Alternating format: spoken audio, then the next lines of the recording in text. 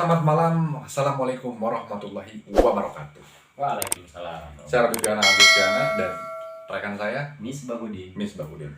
Malam ini kita akan ngebahas sesuatu ngobrol santai perkara tentang sesuatu yang mungkin ini bisa menambah wawasan bagi teman-teman di rumah gitu, bagi teman-teman yang hari ini mendengarkan gitu. Ngobrol santai kita gitu.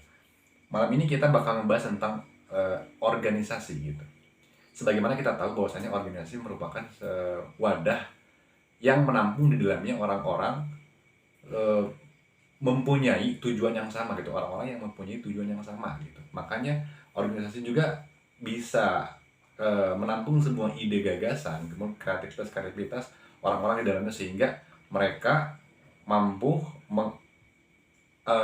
ekspektasi yang mereka punya kemudian diaktualisasikan pada kehidupan yang nyata, maka ditampunglah sebuah wadah organisasi gitu. Nah, malam ini kita bakal ngebahas tuntas tentang pentingnya sebuah organisasi. Betul gak bro, Mis? Gitu. Betul sekali.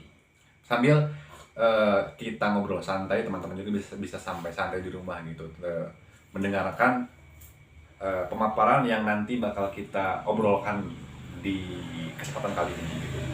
Oke bro, Mis. Ada beberapa pertanyaan mungkin ya yang ini sangat katakanlah dibilang penting gitu, karena ini jadi menakutkan juga bagi sebagian orang gitu, tentang penting nggak sih gitu kita berorganisasi. Ada orang-orang yang menganggap bahwasanya organisasi nggak penting gitu. Ada juga orang yang menganggap sebagian organisasi itu adalah penting gitu. Nah, ini saya akan bertanya pada rekan saya nih, karena beliau juga merupakan aktivis militan di berbagai organisasi. Mungkin dia lebih tahu dan mungkin dia lebih katakanlah lebih mumpuni untuk membahas tentang penting nggak sih berorganisasi gitu.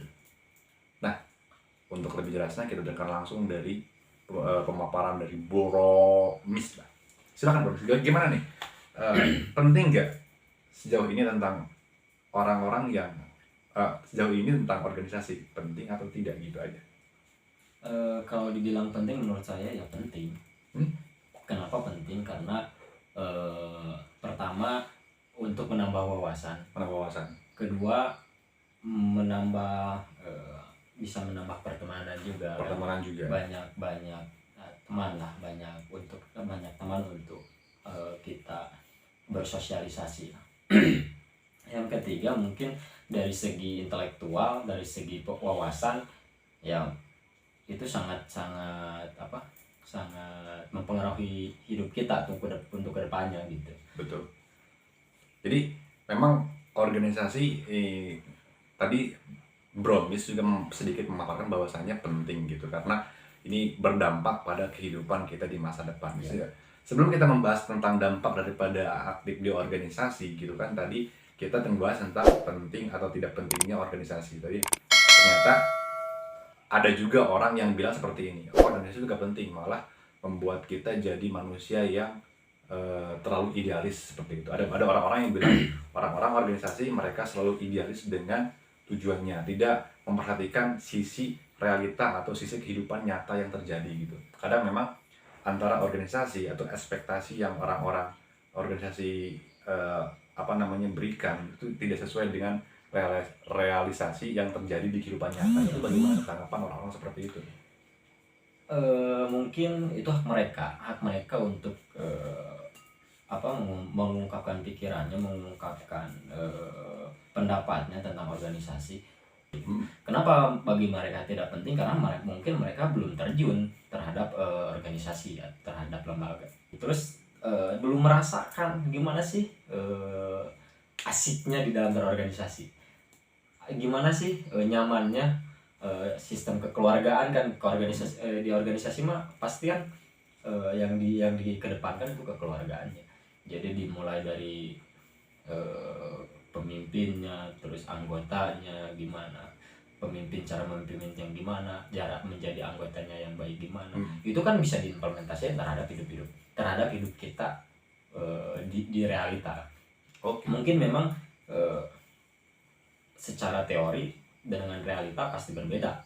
Tapi setidaknya ketika kita masuk organisasi, ketika kita memahami sistem organisasi, secara tidak langsung kita bisa mengaplikasikan gitu terhadap hidup Keberlanjutan. kita, keberlanjutan hidup kita Di masa gitu. depan gitu. Jadi memang teman-teman sekalian yang di rumah yang mendengarkan gitu, ternyata organisasi itu penting gitu. Pertama, nah, di dalam organisasi tidak hanya mengedepankan sisi intelektual ya, Iya, artinya melatih kepekaan kita dalam kehidupan sehari-hari gitu. betul. Tapi di organisasi juga itu kita tadi kata Kang Misbah juga dibahas tentang sisi kekeluargaan yang terjadi gitu, sisi emosional yang terjadi di organisasi. Iya. Ternyata bukan hanya berbicara masalah aturan saja ya yang Iya, dibahas, tapi di dalam lagi itu melibatkan tentang emosional dan emosional kekeluargaan juga kekeluargaan. gitu. Iya, Jadi hanya bisa didapatkan di di organisasi. organisasi. Ya benar juga gitu, seperti itu teman-teman. Ini bagi teman-teman yang hari ini belum aktif di organisasi, Organisasi apapun itu kan. ya di manapun itu gitu, apapun itu teman-teman gabung di organisasi, mau baik itu non akademis ataupun akademis, Iya. semua organisasi itu selalu endingnya melibatkan sisi emosional kekeluargaan. Kekeluargaan. Pasti seperti itu. Di samping sisi intelektual kita lebih kepekaan kita terhadap pengetahuan tentang aturan-aturan yang ada di organisasi kita tahu, terus lebih jauh lagi kita bakal lebih mengetahui tentang sisi kekeluargaan yang ada di organisasi. Jadi bukan kesimpulan sebenarnya, banyak sekali orang-orang yang acuh terhadap, dan emang gue pikirin lah apa sih organisasi gitu. Iya. Orang-orang di luar seperti itu. Nah, mungkin dari pembahasan ini gitu kan, bagi teman-teman yang hari ini terus ragu-ragu masuk organisasi, takut ini itulah gitu, jangan pernah takut, karena memang ketakutan itu bisa hilang ketika kita tadi apa yang dikatakan oleh Kang Bis, bahwasanya ketika kita terjun gitu, baru kita bakal merasakan bagaimana sisi baik daripada gabung di organisasi gitu. Iya. Itu mungkinnya maksudnya tentang pentingnya berorganisasi. Jadi sangat penting Sangat sekali, penting. sangat penting sekali Sangat gitu. penting. Terus kemudian ada beberapa pertanyaan lagi yang harus dilontarkan, yang harus kita bahas malam ini terkait tentang bedanya organisasi akademisi dengan non akademisi gitu. Nah, kalau misalnya tataran sekolah ini bentuk organisasi seperti apa? Sekolah kayak katakanlah sekolah SMA kan ada OSIS, SMP ada OSIS. Kemudian masuk ke tataran perkuliahan ini ada namanya BEM, universitas, atau misalnya di universitas atau IAIN itu sebutnya adalah DEMA gitu. Iya. Kan di kampus-kampus swasta kayak lain namanya BEM gitu. Nah, ini perbedaan antara organisasi akademisi dengan non akademisi apa nih Kang kira-kira? Mungkin perbedaannya sedikit. Kalau misalkan dari SMA, sama-sama sih menurut saya sama-sama mendidik lah, lebih mendidik, maupun itu organisasi intra sekolah atau kampus ataupun ekstra sekolah atau kampus, karena sama-sama melatih dari segi intelektual. Kembali lagi, terus perbedaannya mungkin dari segi nama mungkin berbeda, terus tujuannya juga pasti berbeda. Kalau misalkan intra sekolah seperti OSIS itu kan segelumit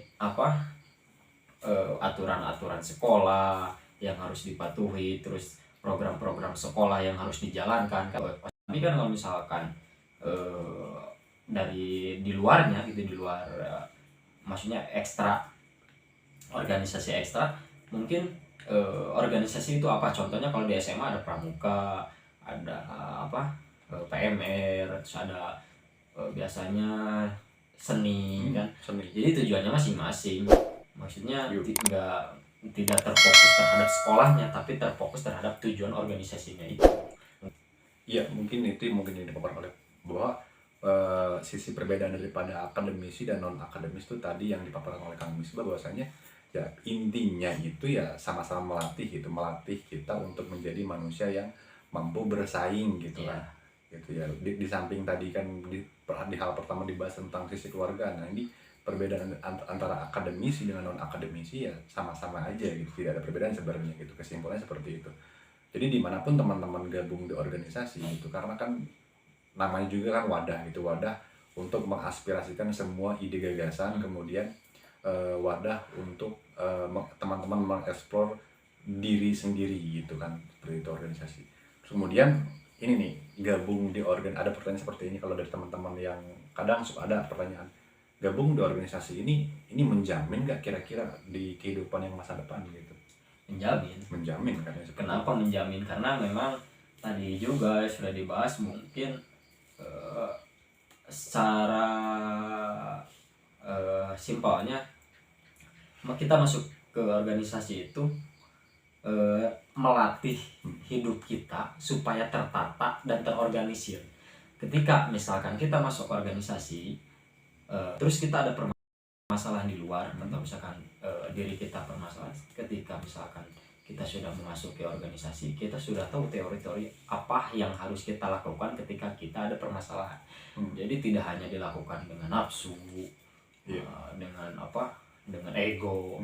Kan di organisasi dipelajari ketika ada permasalahan harus harus misalkan dirundingkan atau didiskusikan kan gitu. Jadi ketika kita terjun ke lapangan atau di kehidupan kita yang realita, itu bakal terpakai. Ada masalah ya, kita sudah tahu nih langkah menyelesaikan masalahnya ini seperti apa nih. Jadi tidak segonyong-gonyong kita langsung dengan emosi, terus dengan kekerasan gitu kan. Jadi memang gitu. Jadi memang penting, maksudnya organisasi melatih kita untuk menjadi manusia yang berguna di masa depan. Itu sangat berpengaruh sekali gitu teman-teman. Sebagian tadi yang dipaparkan oleh Kang Misbahudin, ternyata di samping organisasi juga bukan hanya berlaku untuk pribadi tapi untuk komunal juga gitu kan, ini berguna untuk di masa depan gitu. Kadang orang yang menganggap, yang sebagian orang mungkin ya, ada yang suka gabung di organisasi, ada juga orang yang tidak suka gabung di organisasi. Itu mah sebenarnya pilihan hidup. Tapi teman-teman yang hari ini yang sedang bingung gitu, sedang bingung apakah harus masuk organisasi ataukah tidak. Khususnya maba biasanya maba seperti itu, karena mereka kebingungan untuk memilih di mana nih aku harus gabung nih, di mana nih aku harus gabung untuk melatih dirinya gitu. Karena nih perlu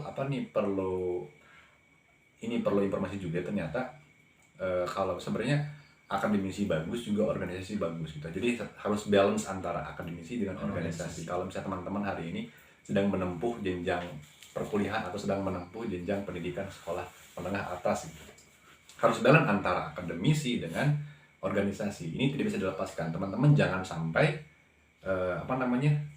timpang gitu kan. Timpang, misalnya lebih condong kepada organisasi gitu. Ini berdampak buruk juga ternyata gitu. Sangat berdampak buruk. Terus teman-teman misalnya terlalu timpang dengan akademisi. Ini timpang juga gitu. Artinya karena pengalaman itu lebih banyak di tataran aksi gitu, aksi gitu, action. Jadi pengalaman hidup itu pasti lebih berat di tataran aksi gitu. Nah, kalau misalnya akademisi berbicara masalah teori, maka organisasi berbicara masalah aksi tadi. Nah, jadi ini sangat berpengaruh sekali gitu. Maka ketika kita gabung di salah satu organisasi manapun gitu, ini bisa melatih kita untuk menjadi manusia yang berguna di masa depan gitu. Betul. Dimanapun itu, bukan dimanapun itu gitu teman-teman gitu kan.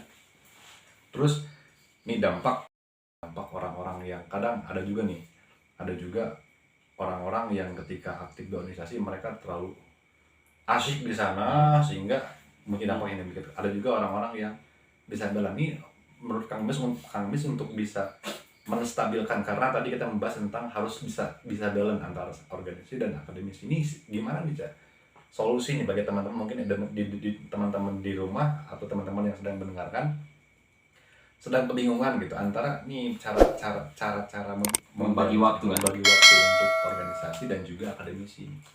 Kira-kira gimana nih Kang Mis? Ya balik lagi ke kitanya sih. Jadi mindset di awal jangan seperti ini kan. Banyak yang kayak gini, ketika kita masuk organisasi kita berkecimpung aja di sana, terus menduakan sebenarnya, mengesampingkan pendidikan atau misalkan ya pendidikan yang memang harus kita eh, jalani gitu kan. Jadi seperti ini kan, ada wajib ada sunnah kalau di agama Islam gitu kan. Ada wajib ada Ada sunnah. wajib ada sunnah. Nah, ketika kita masuk ke sekolah ataupun kuliah, anggaplah kuliah atau sekolah itu wajib dan organisasi itu sunnah. Kenapa? Karena mungkin gini, kita datang ke kampus, kita datang ke sekolah itu untuk belajar, dan kewajiban kita untuk belajar. Nah, di samping belajar ada sunnah, benar.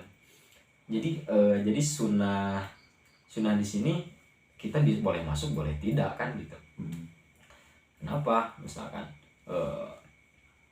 masuk ke dalam organisasi menambah wawasan, menambah ya. Jadi kan kita wajib masuk sekolah, wajib kuliah belajar di sana. Ketika kita ingin mendapatkan pengetahuan yang lebih, maka masuklah organisasi. Nah, kita harus balance antara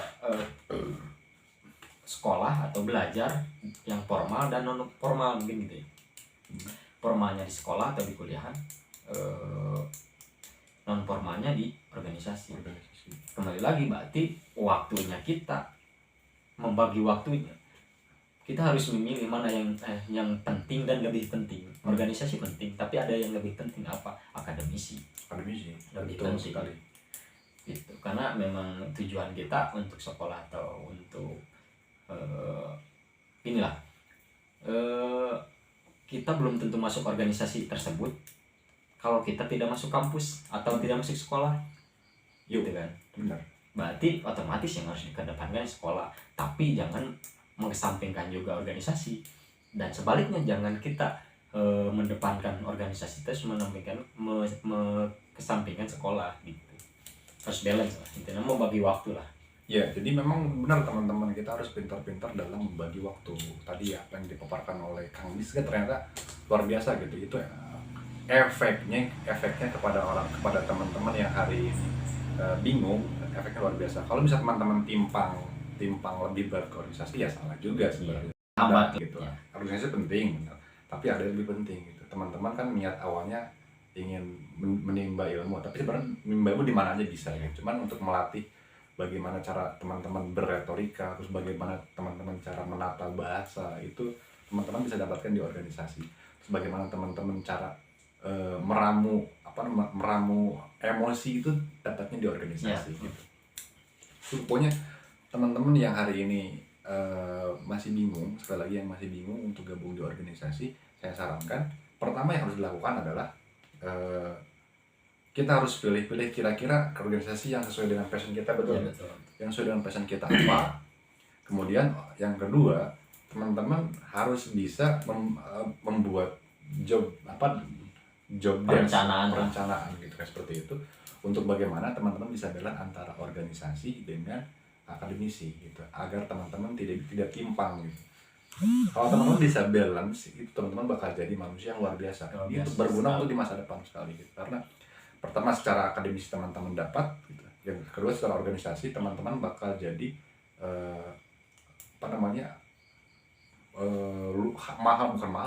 bakal jadi manusia yang berguna, intinya seperti itu. Karena teman-teman bakal banyak link juga nanti di organisasi, betul gak? Betul sekali.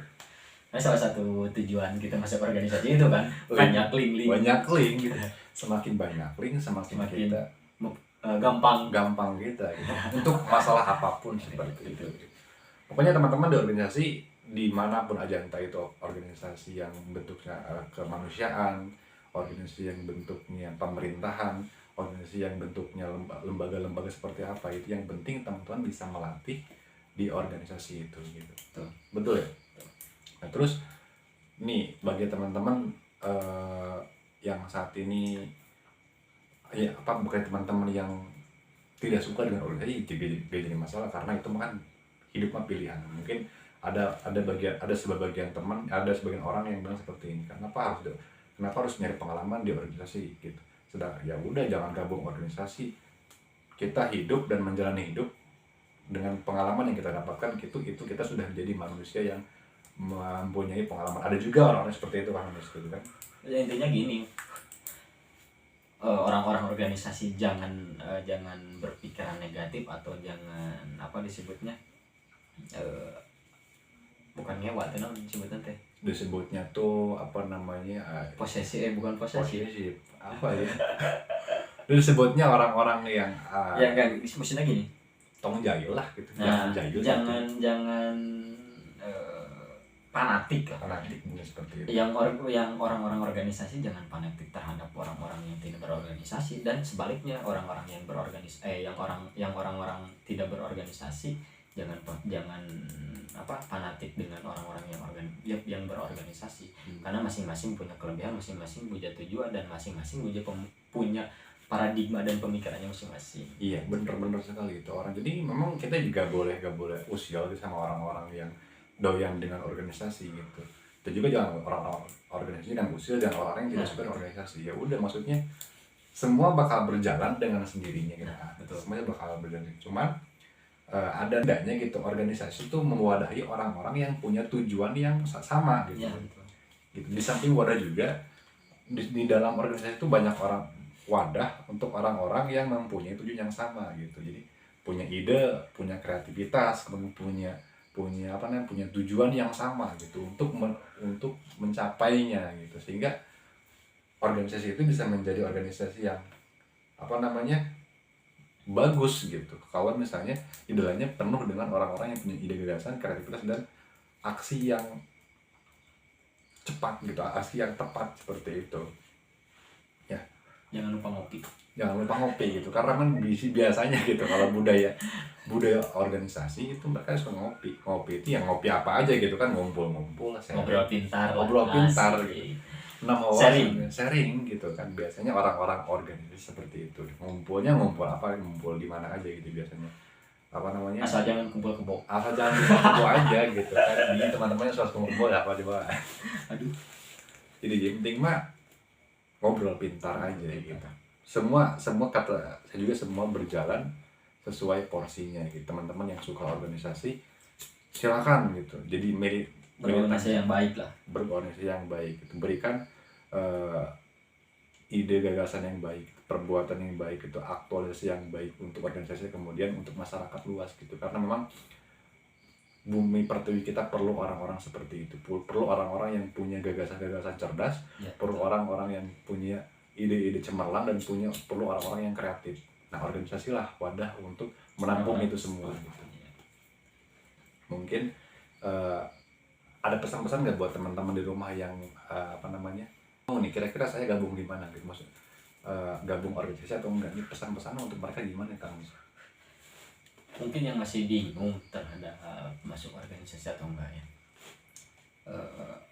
mungkin pesan dari saya, masuk organisasi. Jangan masuk. Jangan gini, cobalah gitu. Coba lah. Ketika kita sudah mencoba, misalkan pemikiran kita ini gak penting, ya udah. Tapi jangan menjadi pemikiran pokok kita, organisasi gak penting, jangan seperti itu. Organisasi penting, dan untuk menambah wawasan, intinya untuk menambah wawasan dan untuk melatih mental dan pikiran kita di kemudian hari gitu. Ya.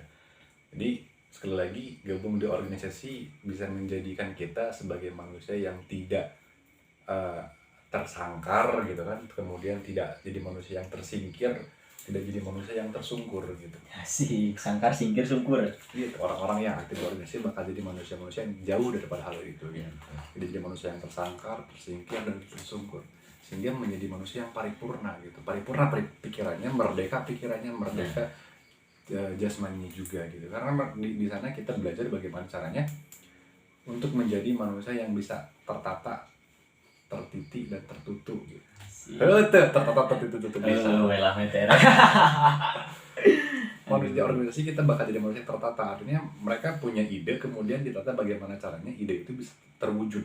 Kemudian di manage gitu, ditata, kemudian tertitik gitu. Kalau tertitik berarti ketika sudah punya tujuan, dia bakal tetap dengan tujuan tertitik pada satu tujuan. Kemudian tertutup, ketika sudah tertutup maka semuanya bakal cair pada waktunya gitu. Artinya sisi emosional keluargaan di sana bakal dapat, karena kita terus dibenturkan gitu, terus dibenturkan menjadi manusia yang terbentur, maka jadi manusia terbentuk gitu. Ya, mungkin intinya kalau orang-orang organisasi dia mempunyai integritas yang lebih lah. Oke, betul. Integritas yang lebih, karena kenapa ya, kita sebagai manusia kalau misalkan mau maju, kalau misalkan otak kita mau berkembang, pikiran kita mau berkembang, ya harus punya integritas, harus punya integritas yang tinggi. Nah, membangun integritas itu ya kita harus belajar. Yang belajar di mana? Bisa di organisasi salah satunya. Salah satu organisasi. Walaupun memang di luar sana pun kita bisa belajar, karena belajar itu di mana saja. Di mana saja, apa yang kita lihat, kemudian apa yang kita dengar, dan apa yang kita rasakan, selagi kita masih bisa membaca, di sana kita belajar gitu. Tidak hanya di lembaga akademisi gitu, di lembaga-lembaga sosial atau di lingkungan kita, asal kita bisa membaca. Artinya bukan hanya kita membaca buku, tapi membaca dengan mata kita, mendengar dengan telinga kita, merasa dengan hati kita. Itu kita disebut sebagai insan yang kamil, insan yang bisa membaca, kemudian bisa mengaplikasikan dalam kehidupan sehari-hari gitu. Baru kita bisa menjadi insan yang bermanfaat untuk orang lain gitu. Di sandi organisasi kita bakal belajar hal seperti itu gitu. Betul. Ya, mungkin di lain waktu kita bakal ngobrol-ngobrol lagi terkait hal yang lebih menarik lagi di samping organisasi. Kita bakal ngebahas tentang hal-hal yang membuat kita jadi manusia yang pintar gitu. Karena malam ini kita tema adalah ngopi pintar. Ngobrol pintar. Di pertemuan selanjutnya kita bakal membahas tentang hal-hal yang bisa menambah wawasan teman-teman, dan hal-hal yang bisa menambah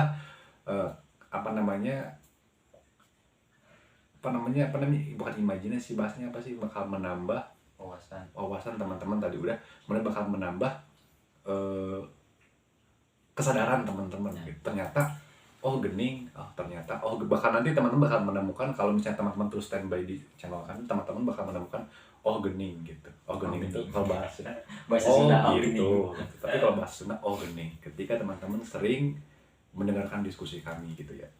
Cukup sekian dari kami. Jangan lupa like and subscribe. Jangan lupa ngopi.